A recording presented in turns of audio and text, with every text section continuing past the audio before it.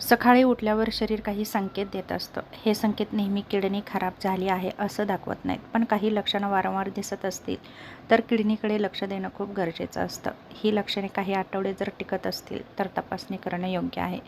जसे की सकाळी उठल्यावर डोळ्याभोवती सूज दिसणं, हे किडनीशी संबंधित लक्षण आहे. किडनी शरीरातील अतिरिक्त पाणी आणि मीठ बाहेर काढते. काही वेळा लघवीतून प्रथिने जातात, यामुळे ही सूज येऊ शकते. कधी लक्ष द्यावं? जर रोज सकाळी चेहरा फुगलेला दिसत असेल, डोळ्याखाली पिशव्या तयार झाल्या असतील तर लक्ष देणं गरजेचं आहे. दुसरं म्हणजे सकाळी लघवी खूप फेसाळ दिसणं. 1-2 वेळा फेस येणं सामान्य आहे, पण सतत जास्त फेसाळ लघवी दिसत असेल तर तपासणी करा. याचं कारण म्हणजे लघवीतून प्रथिने जातात. काही किडनी विकारांमध्ये हे सुरुवातीचं चिन्हही असू शकतं.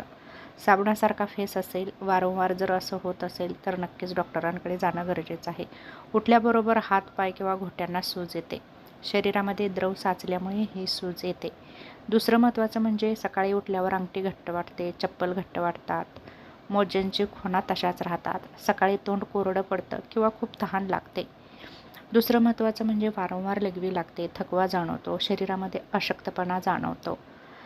त्याचप्रमाणे उठल्याबरोबर खूप कमजोरी जाणवते. रात्रभर जरी झोप झाली असली तरी शरीर जड वाटतं, ऊर्जा नसल्यासारखं वाटतं. काम करण्याची इच्छा होत नाही, कारण किडनीच्या कार्यात बिघाड झाल्यामुळे शरीरात टॉक्सिन्स साचून राहतात आणि त्यामुळे रक्तात बदल होतात. त्याचप्रमाणे सकाळी उठल्यावर मळमळ होणे, भूक न लागणे.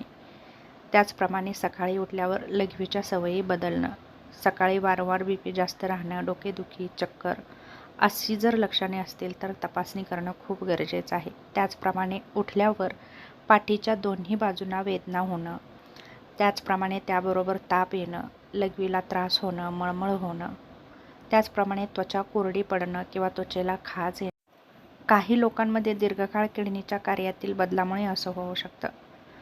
दुसरं महत्त्वाचं म्हणजे लघवीत रक्त दिसणं, चेहरा किंवा पायांना अचानक सूज येणं, श्वास लागणं, लघवी खूप कमी होणं, BP खूप वाढणं, सतत मळमळ, अशक्तपणा यासारखी लक्षणं दिसत असतील तर नक्कीच डॉक्टरांचा सल्ला घेणं गरजेचं आहे. किडनी निरोगी ठेवण्यासाठी दररोज पुरेसं पाणी प्या, BP साखर नियंत्रणामध्ये ठेवा, वेदनाशामक गोळ्या जास्त स्वतःहून तर अजिबातच घेऊ नका. जास्त मीठ आणि प्रक्रिया केलेले पदार्थ कमी करा, नियमित चाला, व्यायाम करा, वार्षिक शरीराची तपासणी करा. महत्त्वाचं म्हणजे ही लक्षणे दिसली म्हणजे किडनी खराबच झाली आहे असं नसतं, पण ती जर वारंवार दिसत असतील तर तपासणी करून खात्री करून घेणंही तेवढंच महत्त्वाचं असतं, जेणेकरून आपण डॉक्टरांच्या साहाय्याने योग्य ते औषधोपचार घेऊ शकतो आणि निरोगी जीवन जगू शकतो. त्यासाठी तपासणी करणं खूप गरजेचं आहे.